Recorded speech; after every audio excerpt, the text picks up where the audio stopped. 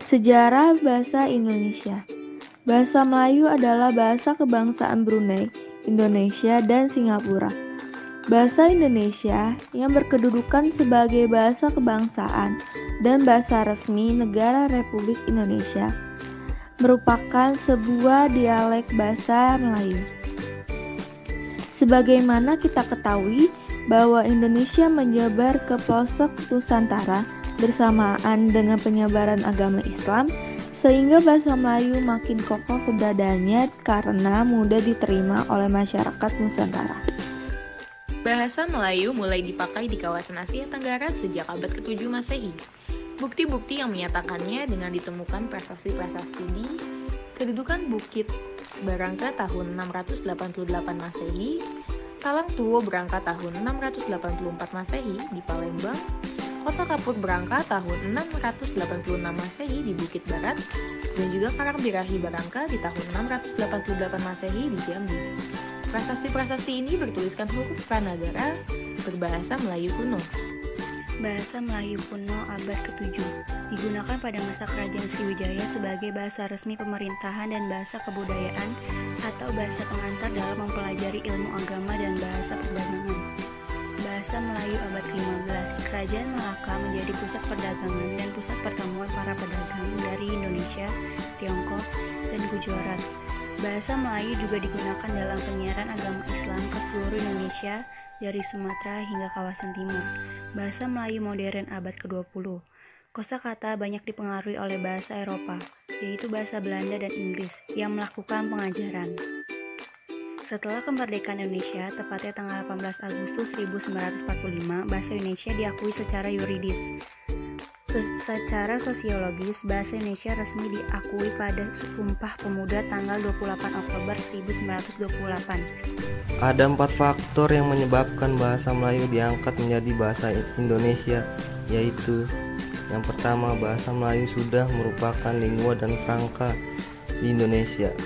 Frangka adalah hubungan antara suku-suku seperti suku Jawa, Medan, Batak, dan lain-lain. Karena setiap bahasa antara suku memiliki arti berbeda-beda. Bayangkan jika tidak ada 5 frangka, maka suku Indonesia menjadi kacau. Yang kedua, sistem bahasa Melayu sederhana, mudah dipelajari karena tidak dikenal tingkatan bahasa atau bahasa kasar dan bahasa halus. Yang ketiga, suku Jawa, Sunda, dan suku-suku yang lainnya dengan sukarela menerima bahasa Melayu menjadi bahasa Indonesia sebagai bahasa nasional. Yang terakhir, bahasa Melayu mempunyai Perkembangan bahasa Melayu di Indonesia. Yang pertama, penyusunan kitab logat Malaysia membentuk varian bahasa sendiri yang mulai berbeda dari induknya dan dinamai Bahasa Melayu Vanuatu.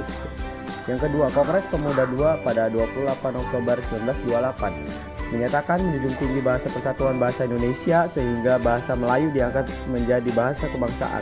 Yang ketiga, ditetapkannya pasal 36 UUD 1945 bahasa negara ialah bahasa Indonesia.